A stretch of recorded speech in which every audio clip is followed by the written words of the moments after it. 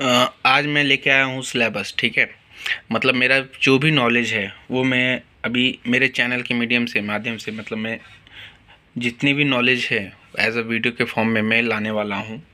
Okay, तो मैं क्या लेके आने वाला हूँ उसके रिगार्डिंग ये लिस्ट है। तो नॉलेज अपग्रेड करना है तो ज्वाइन कर सकते हो। ओके, यूट्यूब के चैनल पे आप सब्सक्राइब कर सकते हो, मतलब चैनल हमारा सब्सक्राइब कर सकते हो। वीडियो पसंद आएगा तो लाइक कर सकते हो। ओके, और जिसको भी इलेक्ट्रॉनिक्स रिपेयरिंग सीखना है, ठीक है, इलेक्ट्रॉनिक्स प्रोडक्ट रिपेयरिंग मतलब उसमें कुछ भी हो सकता है।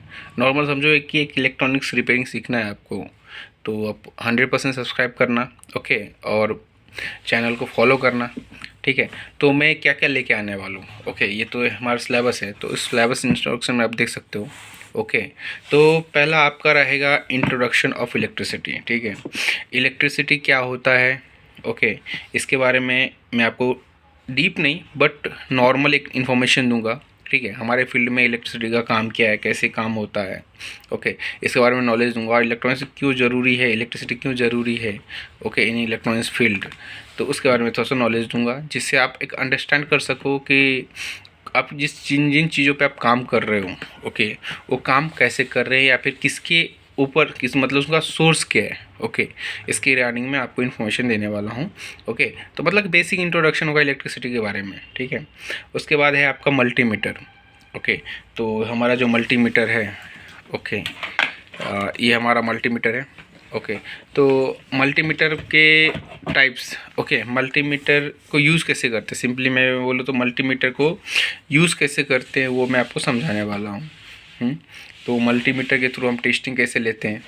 हाँ, तो मल्टीमीटर के थ्रू ही हम hot and cool test method, हम ये दो मेथड अप्लाई करते हैं, और कैसे मेजर हर एक कंपोनेंट को चेक करते हैं, कौन से पॉइंट पे, मतलब कौन से पॉइंट पे हम हमारे नॉच को पोजीशन देते हैं, फिर उसके हिसाब से हम टेस्टिंग करते हैं।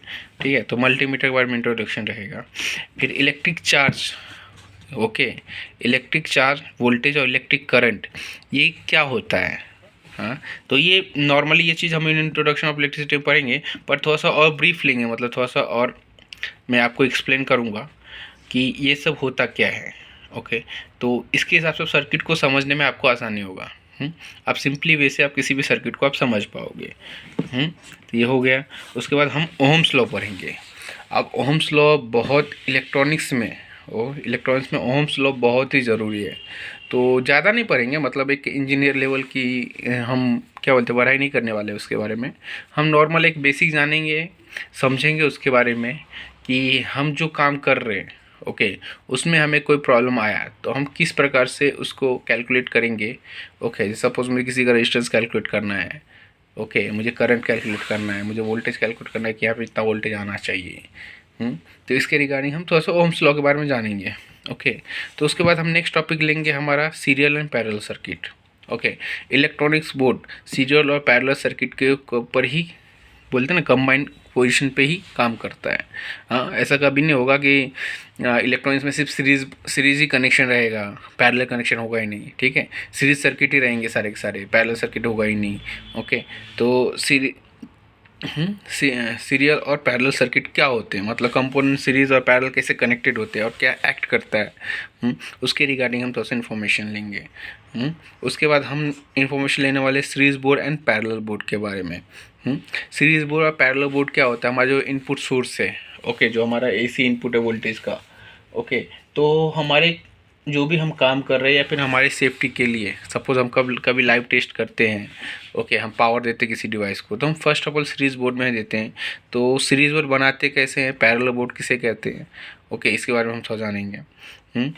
फिर समझेंगे उसको बनाते कैसे, मेन क्या है सीरीज बोर्ड बनाना। सीरीज बोर्ड बनाते आ गया तो आप किसी भी डिवाइस को डायरेक्टली उस पर चेक कर सकते हो। सपोज वो डिवाइस शॉर्ट होगा तो आपका सीरीज बोर्ड आपको प्रोटेक्ट करेगा। ओके, मतलब आपके घर का एमसीबी या फिर आपके शॉप का एमसीबी उड़ाने से, मतलब ट्रिप होने से आपको बचाएगा। ओके, तो उसके बाद हम जानने वाले हैं, मतलब हम समझने वाले हैं हार्डवेयर टूल किट। ओके, तो हार्डवेयर टूल किट क्या होता है, वो नेसेसिटी क्यों है। हमेशा याद रखो, एक अच्छे रिपेयरिंग के लिए, ठीक है, एक अच्छे रिपेयरिंग के लिए अच्छा हार्डवेयर टूल किट होना ज़रूरी है। और रिपेयरिंग अच्छा करना है तो टूल्स आपके पास अच्छे होने चाहिए। रिपेयरिंग अच्छा नहीं करना है तो टूल्स अच्छे मत रखो। जुगाड़ भी, टूल्स में आपके जुगाड़ भी आते हैं, ठीक है, क्योंकि हर एक चीज़ के लिए मतलब बोलते हैं ना क्या, आप ईच एंड एवरीथिंग के लिए कोई एक प्रॉपर वे में टूल नहीं बनाया हुआ है, ठीक है।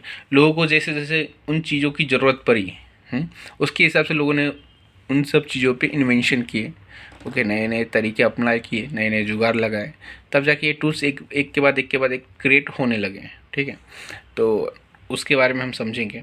फिर एसी और डीसी सर्किट क्या होता है, ठीक है, एसी और डीसी सर्किट क्या होता है उसके बारे में समझेंगे। एसी हमारा जो मेन इनपुट सोर्स आता है हमारे घर तक, वो हमारे साथ एसी फॉर्म में रहता है, ओके, और हमारे जितने भी इलेक्ट्रॉनिक्स डिवाइसेस है, राइट, वो हमेशा आपके डीसी सर्किट पे काम करते हैं।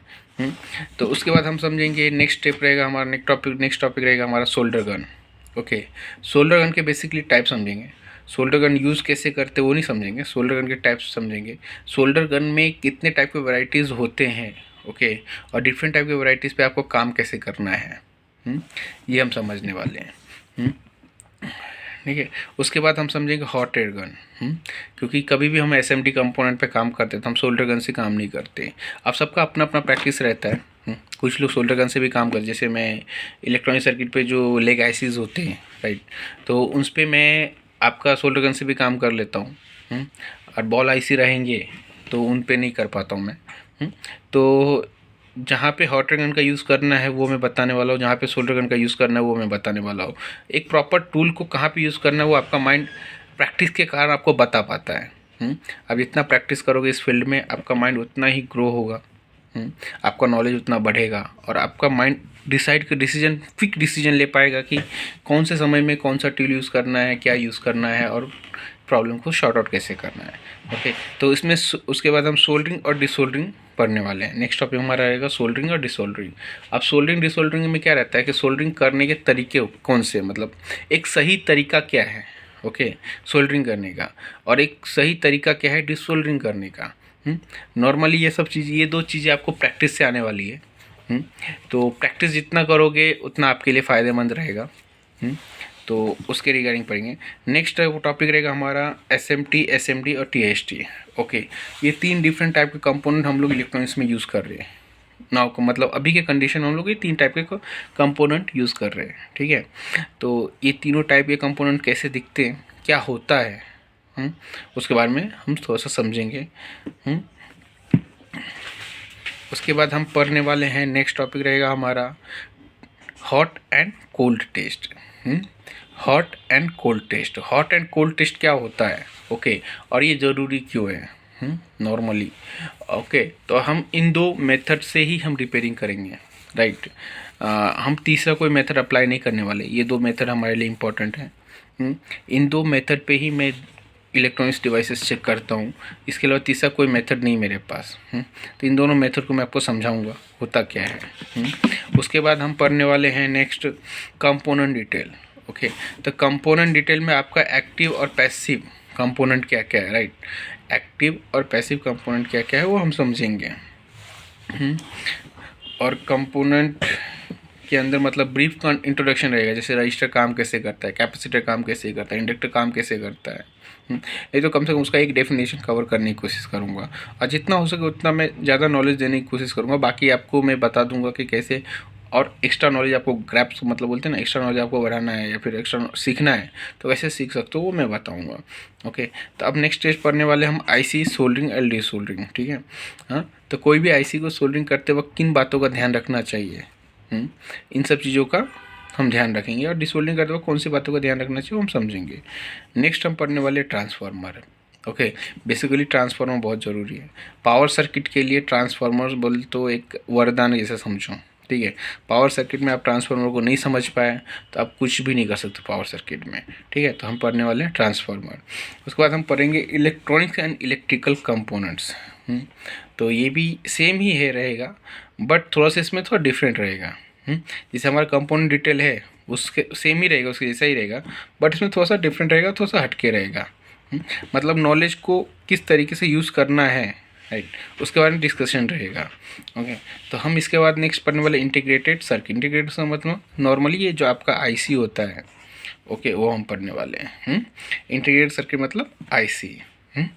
तो आईसी के रिलेटेड हम पढ़ने वाले हैं। आईसी के डेटा शीट को हम कैसे रीड करते हैं, ढूंढते कैसे, फिर डेटा शीट को रीड करने के बाद हम काम कैसे करता है आईसी, वो हम समझने की कोशिश कैसे करते हैं, वो हम सीखने वाले हैं। नेक्स्ट स्टेप रहेगा हमारा फ्यूज़, सबसे इम्पॉर्टेंट पार्ट, ठीक है।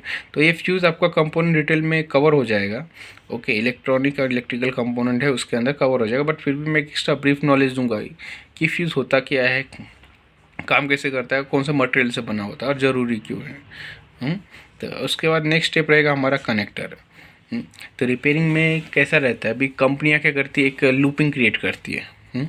किसी भी सर्किट को किसी और को ईजिली समझ में ना आए, उसके लिए कंपनी क्या करती है कि सर्किट को घुमाती है। ओके, ट्रैक्स घुमाती है। तो उसका सबसे बोलेंगे डिफ़िकल्ट मेथड है कनेक्टर्स। जहाँ पे कनेक्टर्स होता है वहाँ पे ट्रैक को समझना थोड़ा सा मुश्किल हो जाता है। अब जो ईमानदार कंपनी है वो सिंपल वे में सर्किट बनाती है, सिंपल वे में कस्टमर तक लेके आ जाते हैं और इजीली वो रिपेयर भी हो जाता है। बट कुछ कंपनियां ऐसी होती है कि जैसे आप बोलोगे कि उन्होंने प्रोडक्ट बनाया तो उनका कहना रहता है कि मेरा प्रोडक्ट कोई और कॉपी ना करे, कोई और कॉपी ना करे, इसके लिए वो लोग इलेक्ट्रॉनिक सर्किट के साथ मतलब छेड़खानी करते हैं। मतलब वो अपने आप को ज़्यादा होशियार समझ के ट्रैक्स को इधर उधर घुमाते हैं, बट जिसके पास नॉलेज रहता है इलेक्ट्रॉनिक्स का वो इजीली क्रैक कर लेता है। उससे ज़्यादा डिफ़िकल्ट नहीं होता और ये एक चीज़ उनके लिए लॉस है। कंपनियों का लॉस है। कंपनियों का लॉस कैसा है, कस्टमर क्या करेगा, एक बार लेगा, ओके, जब तक यूज़ करेगा सपोज़ कुछ फॉल्ट आ गया, मेजर फॉल्ट आ गया और वो सॉल्व नहीं हुआ, तो कस्टमर क्या करेगा, नया प्रोडक्ट लेगा। ये कंपनी सोचती है, बट कस्टमर ऐसा नहीं करता। वो क्या करता है कि भाई इस ब्रांड का मैंने लिया, ये इतने दिन नहीं चला, इसके बाद ये रिपेयर भी नहीं होता, एक काम करें किसी और ब्रांड लेंगे, वो सेम प्रोडक्ट लेगा, ठीक है, बट वो किसी और ब्रांड में लेगा। तो ये रहता है। तो लूपिंग यूपिंग क्या होता है वो सब हम समझेंगे। फिर रिले और स्विचेस के बारे में समझेंगे। तो रिले कैसे काम करता है, स्विचेस कैसे काम करता है, इसके बारे में हम समझेंगे, ठीक है। उसके बाद जो मैंने आईसी बोला उसके अंदर डेटा शीट रीडिंग जो रहेगा, तो डेटा शीट को रीड कैसे करते हैं, पढ़ते कैसे हैं। मैं डेटा शीट की बात कर रहा हूँ, स्कीमेटिक की बात नहीं कर रहा हूँ। तो डेटा शीट को पढ़ते कैसे हैं वो हम समझेंगे। फिर नेक्स्ट टॉपिक रहेगा हमारा इक्विवेलेंट कंपोनेंट कैसे फाइंड आउट करते हैं। सपोज़ कोई कंपोनेंट है, डैमेज है, वो हमें मिल नहीं रहा है। अब मिल नहीं रहा है तो क्या करना चाहिए, राइट। तो मिल नहीं रहा है तो उसकी जगह पर मैं कौन सा ऐसा कंपोनेंट लगा दूँ जिससे मेरा काम बन जाए, मतलब कस्टमर का प्रॉब्लम सॉल्व हो जाए। तो इक्विवेलेंट कंपोनेंट ढूंढते कैसे है वो मैं समझाने वाला हूँ। फिर फॉल्ट आइडेंटिफिकेशन और रिपेयरिंग, किसी भी सर्किट में फॉल्ट ढूंढते कैसे, ढूंढने का सही तरीका क्या है। ओके, फिर उसको ट्रबल शूट कैसे करते हैं वो हम इसमें इस टॉपिक में हम पढ़ने वाले हैं। ओके, फिर उसके बाद हम पढ़ेंगे रेगुलेटेड पावर सप्लाई, राइट। क्या पढ़ने वाले, रेगुलेटेड पावर सप्लाई। अब इलेक्ट्रॉनिक सर्किट हमेशा डीसी पे काम करता है, राइट। तो इसके हिसाब से हम डायरेक्ट 230 वोल्ट एसी देंगे तो चलने वाला तो है नहीं, काम नहीं होने वाला। तो उसके लिए हमें कुछ तो पावर सप्लाई चाहिए और 230 पे इलेक्ट्रिक सर्किट काम नहीं करते जैसे मैंने बताया है। तो ठीक है, उसके लिए हम रेगुलेटेड पावर सप्लाई के अंदर ये सब चीज़ें हम कवर करने वाले हैं। नेक्स्ट टॉपिक रहेगा रेगुलेटेड पावर सप्लाई का एडवांस टॉपिक रहेगा SMPS सर्किट। अभी नॉर्मली SMPS सर्किट पे पावर सप्लाई इंडस्ट्री में सबसे ज़्यादा यूज़ होता है। और उसी के बेस पे आपके SMPS बेस बैटरी चार्जर बने हुए हैं। तो ये पढ़ने वाले हैं। और मैं एक टॉपिक ऐड करता हूँ, लूपिंग। ओके, लूप को कैसे पहचानते, ओके, हाँ, लूप को कैसे पहचानते वो एक हमारा रहेगा। ये हम एक नया टॉपिक ऐड करते हैं और इसके बारे में हम समझेंगे। और ये जितना भी सिलेबस है आपका, ठीक है, ये प्रैक्टिकल बेस नहीं रहेगा, थ्योरेटिकल बेस रहेगा, साथ में थोड़ा बहुत प्रैक्टिकल भी रहेगा। तो जितना भी हो सके मैं उतना नॉलेज देने की कोशिश करूँगा। और आपको जितना हो सके उतना, मतलब मेरे पास जो नॉलेज है वो मैं आपके साथ शेयर करूँगा। आप भी जितना हो सके उतना आप नॉलेज को गेन कीजिएगा। देखो, गेन करोगे तो आपका ही फ़ायदा है, नहीं करोगे तो भी आपका फ़ायदा है, ठीक है। नहीं करोगे तो फ़ायदा ऐसा है कि आप अपनी बुद्धि के साथ काम करोगे और गेन कर लोगे, मतलब उस नॉलेज को आप एडॉप्ट कर लोगे, तो क्या होगा, आपका पर्सनल नॉलेज प्लस मेरा नॉलेज, ओके, तो दोनों मिलके कुछ ना कुछ कमाल करके दिखाएंगे, ठीक है। तो इस बेसिस पे मैं ये सिलेबस बनाया हूँ। तो इस सिलेबस के हिसाब से हम लोग चलेंगे। तो टाइम थोड़ा लंबा हो सकता है, ओके, वीडियो बनाने के लिए टाइम मिलता नहीं है क्योंकि लोड इतना है। तो फिर भी मैं ट्राई करूँगा जितना हो सके उतना फास्ट में सारे टॉपिक कवर करूँ। और बाकी तो ऐसे ज़िंदगी चलनी है। ठीक है, तो चलो मिलते हैं नेक्स्ट वीडियो में। चैनल पर नए होंगे तो सब्सक्राइब कीजिए, ओके, और सब्सक्राइब कर लेना। इन्फॉर्मेशन मतलब ये सारे टॉपिक आपको समझना और सीखना होगा तो ठीक है, कंपलसरी सब्सक्राइब कर लेना, ओके। और नेक्स्ट वीडियोस में जो इन्फॉर्मेशन मैं दूंगा वो पसंद आएगा तो वीडियो को लाइक भी करना, ठीक है। मिलते हैं नेक्स्ट वीडियो में, तब तक के लिए थैंक यू।